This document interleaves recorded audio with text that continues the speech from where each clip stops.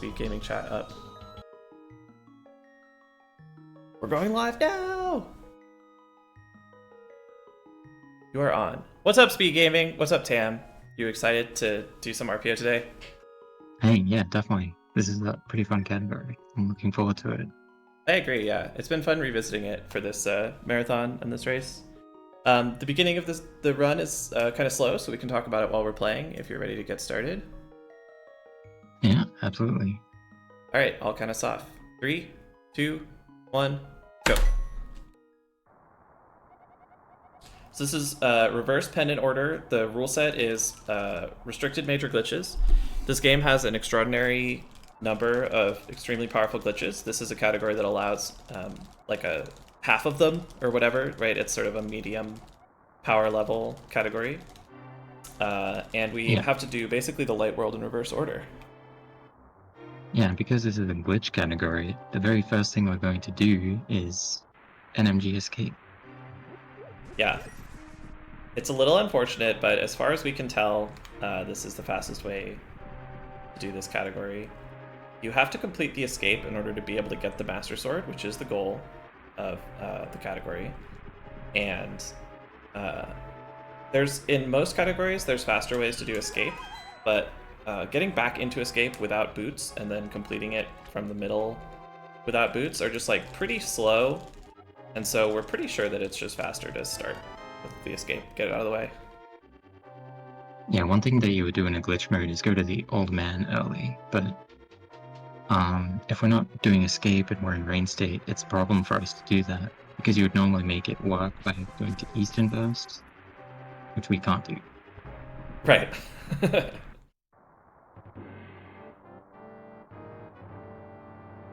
Yeah, so the escape is going to be normal. If you've watched any speedruns of this game, you should be familiar with this segment. As soon as this segment is over, we're going to be doing a bunch of glitches very rapidly. The first one will be called a DMA, which stands for Death Mountain Ascent. Normally, to get up the mountain, you're supposed to have the gloves, which come from Desert, but Desert is the second dungeon, and we have to do them in reverse order, which means you have to do the third one first. So we will not have a glove. There's a lot of DMAs. We have to do one without boots, obviously. You get the boots after completing the first dungeon, which we will not do for a while. So that'll be kind of an unusual DMA if you're familiar with glitch runs or glitch randomizer. This is not one that comes up very often, but it's our best option for getting to Hera early. Yeah, many categories in this game just immediately go straight to the boots because they're such a powerful item, not just for going fast, but also doing clips. So it's kind of, this category is sort of centered around the idea of what if we didn't get the boots? What if we just created a situation where we couldn't get them? Yeah. A lot of people, including myself in most situations, really don't like not having the boots. It's pretty annoying having to move around without them. Oh my god, I just walked into the green guard.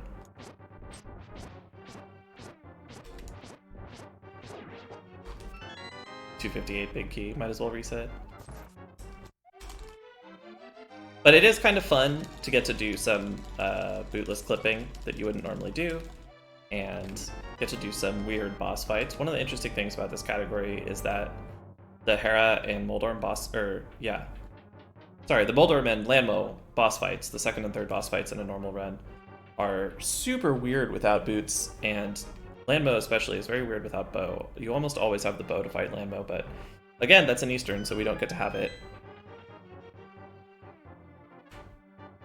Yeah, doing the dungeons is, even with glitches, it's a little complicated at first to figure out how to do them, because when you do the dungeons in the intended order, you get the items that you are designed to have in the future dungeons, and skipping them can be quite challenging. Yeah, so we're going to, at some point, we're going to make a bit of a sidetrack once this is done to make sure that we'll be able to beat our dungeons. But we'll get to that in a bit. That's true. Yeah, as soon as this is over, we're going to clip up to the mountain, and on the mountain, it turns out that Death Mountain is right next to Palace of Darkness. We could talk a little bit more about that later. I don't know when you want to describe it. But by going to Palace of Darkness early, it speeds up everything else. It's kind of a long detour, but it speeds up the rest of the run a lot. Yeah, one of the big problems is that without the boots, you can't really do desert. In desert, you're supposed to bonk to get a key off a torch, and then use that key to get to the big key, but we're not going to be able to bonk. That requires the boots. So we have to come up with an alternate solution to beat desert, and that's going to begin with us going to pod.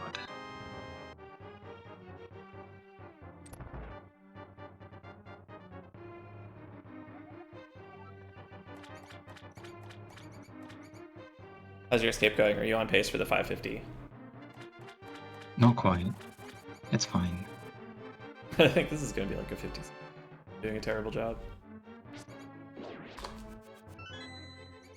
Oh, never mind.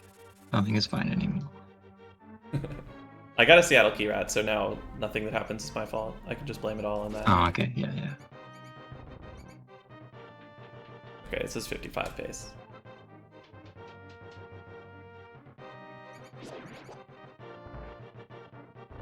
Here we hold right out of that door, which skips a text box.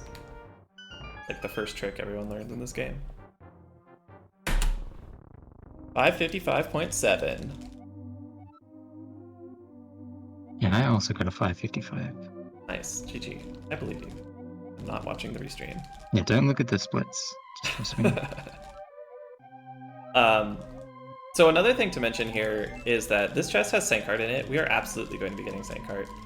The first thing that we're doing right now is climbing Death Mountain, which is full of both very random rocks that we can't do anything about, basically, and very random dead rocks, which are little squirrely guys, which we have a little bit more control over, but we can't actually see most of them. So it's extremely deadly. We need the toughness, basically. Yeah, Master Sword categories tend to be short enough that you would want to skip that, save every single possible second, but even with that hard, it's going to be very easy for us to die. Alright. I took it a little safe on the DMA, but got the citrus. There is a little bit of a lock risk on that, so played it a little safe. Got a really friendly Death Mountain climb. Roxlog got out of my way. Yeah, that clip is one of the more deadly ones in this category. There's a definite hard lock risk. Yeah, I'm actually in the run-up to this while we were... So, the history of this category is basically that... I think what happened was we were in someone's chat. I want to say PH's, but I don't know for sure. And we, like, at the same time made the same joke about reverse pendant order, and then we, of course, had to route it and run it. Yeah. And we didn't play it a ton since then. Not a lot of other people have played it. We've got 4 runs on the leaderboard. But since we submitted this race, of course, we've been playing it a little bit again, and so Tam has discovered a couple things. Or we've discovered a couple things. One of the biggest ones was Tam discovered that there's a way to do that clip such that the hard lock risk is greatly mitigated, which is a huge boon for getting through it faster without having to do slow select buffers the entire time. Yeah, we only had one way of doing that clip, one pixel that we thought worked, but it turns out there's more. Yeah, and the extra ones are safer, which is super good. We did find out something else, right? I feel like I discovered another thing, but maybe I'm making that up. I think so. All right, there's definitely a number of sort of specific to this category clips.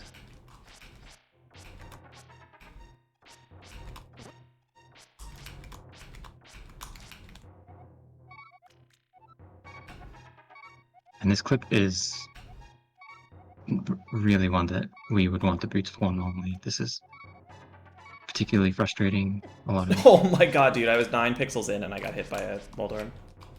Oh no. But yeah, it's so many precise movements and they're difficult to buffer. So we select buffer them.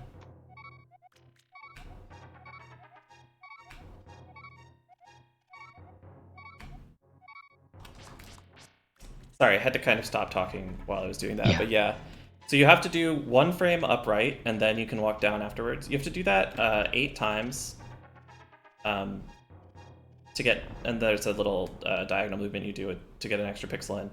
And that gets you 9 pixels into the wall, and then you can clip down and you're in pod. It's really, really hard to do consistent one-frame diagonals on the D-pad. That's fastest if you can get them. I try to do about half the clip with sword buffers, and then do select buffers to make sure I finish it out without popping out.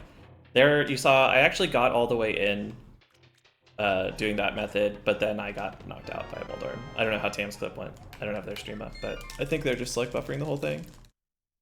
Yeah, I entered with 1 heart, and I was super scared. Oh yeah. It's yeah. The once this is done, kind of the most dangerous part of the run is over. This is not a simple dungeon coming up, but clipping straight to the dungeon cuts out a lot of what is dangerous about it in the NMG speedrun.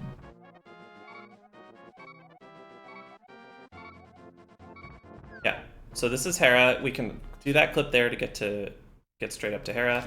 The big key that we just got in cave state, the reason we did that, if you're in a cave and you move to a dungeon room by doing some out of bounds stuff, you are in what we call cave state still. If you get a big key while you're in cave state, it counts as the big key of both Desert Palace and Hera. So I can just open this door here using that big key instead of having to do all the very slow stuff to get the small key out of Hera basement and then go through tile room and blah, blah, blah, blah, blah.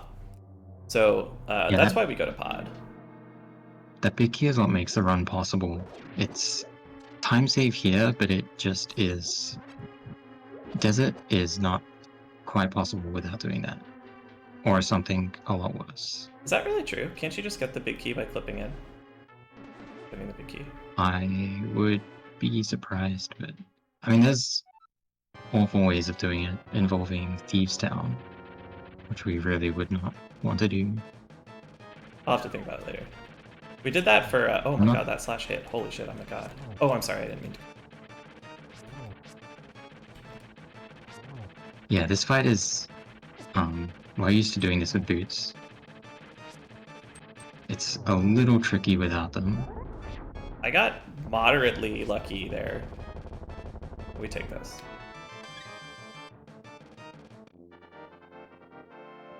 Like a 6-13 Hera.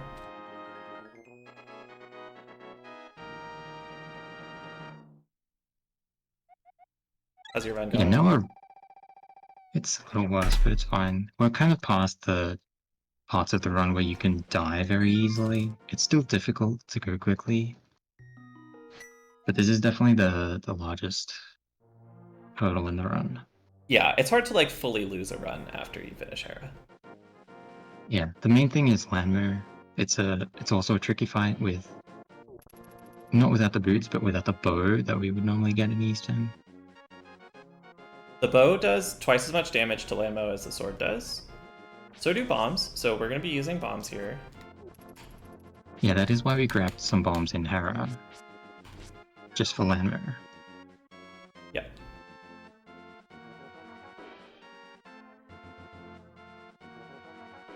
Also, I grabbed the one in Beetle's room no matter what, because I can't possibly not do it.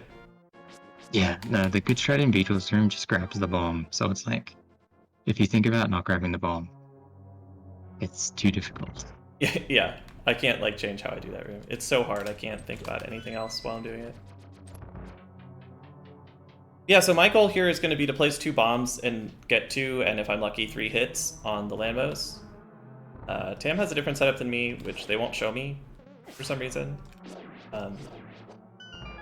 But they will also be trying to hit the Landmos with bombs. Taking that damage is actually a little unfortunate. I'm gonna hurt here. Yeah, there's no real established way of doing this, because this is not a fight that you would really do in any category. So we kind of mostly came up with her and things.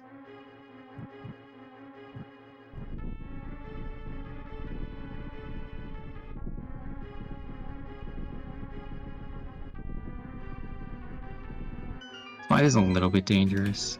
We kind of have to get up close to the Landmares. And they do 1 heart of damage still. That was a good first round for me, or first cycle for me. Oh, less good second cycle.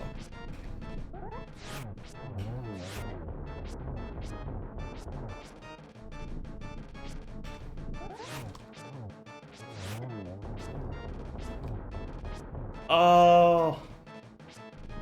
Almost a 4 cycle.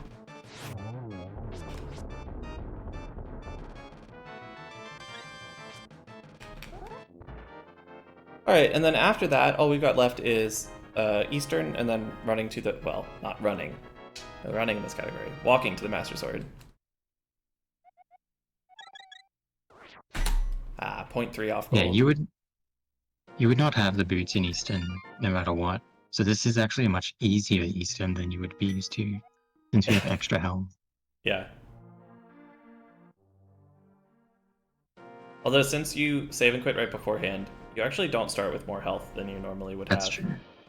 But you should pick up the heart pot. You will be up a heart. Yeah. Some pretty easy to grab health in Eastern. Yeah, I'm pretty sure it technically does save a couple frames because of refill. Probably.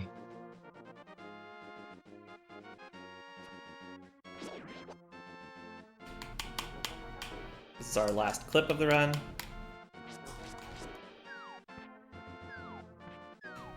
This is totally optional. It's just a little bit faster way into dungeon entrance. We sort of hop around the bottom of the screen, end up on the top of the screen, kind of what we've been doing all along. I haven't really explained it. If you hop off the bottom of the screen, then you sort of wrap around to the top of the screen and can interact with things there. And in this case, we can interact with the door into the dungeon.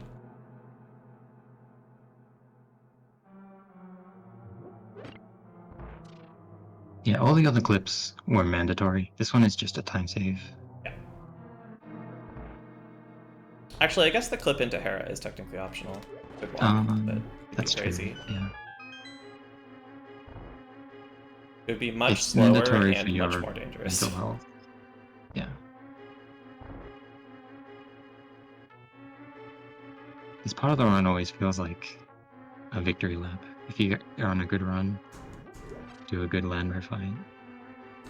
Yeah, once you get past the citrus, which definitely killed world record for me on an attempt last week.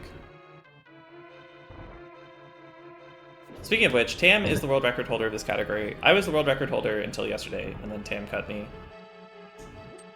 So we're not friends anymore. It's definitely still up for grabs. The run has...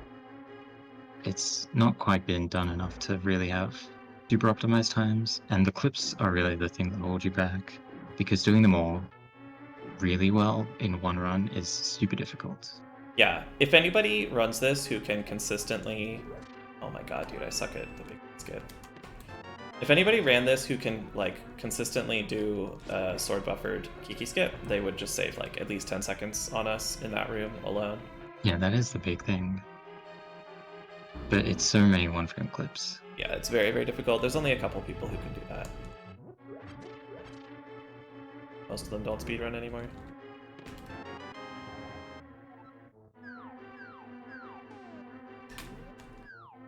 Alright, $1 million question. Did we beat the skeleton head?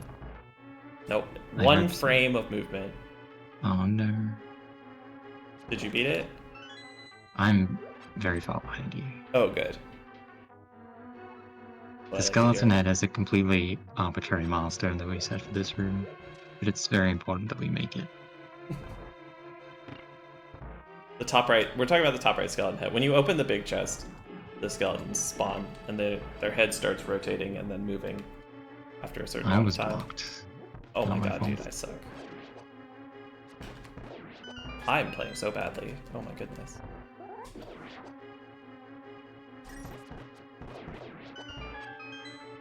Oof.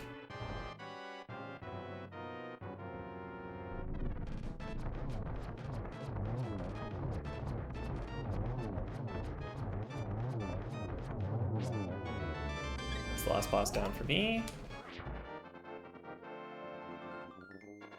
Andy is one of the people who can do Kiki skip really fast. FSG's the other one that I'm thinking of. I bet Doomtap could.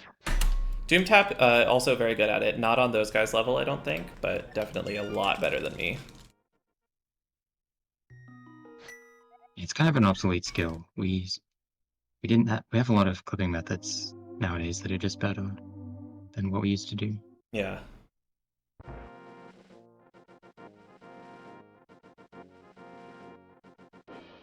Alright, if this guard gets me, then I'm banning Tam. Alright, so far so good. I don't think he does.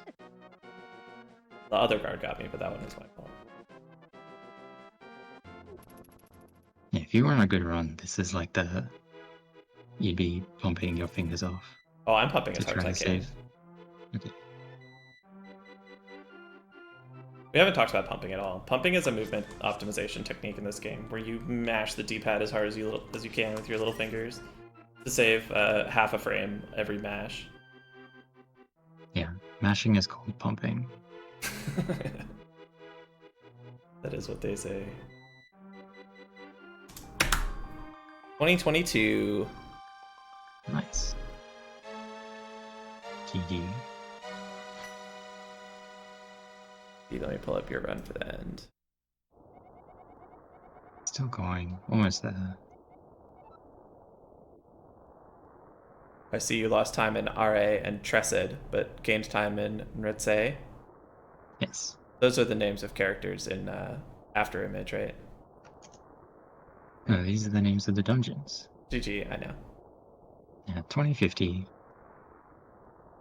Not too bad. That's a solid run. This run is pretty variable because of both like human clip execution RNG and also Landmo and Moldorm. Yeah.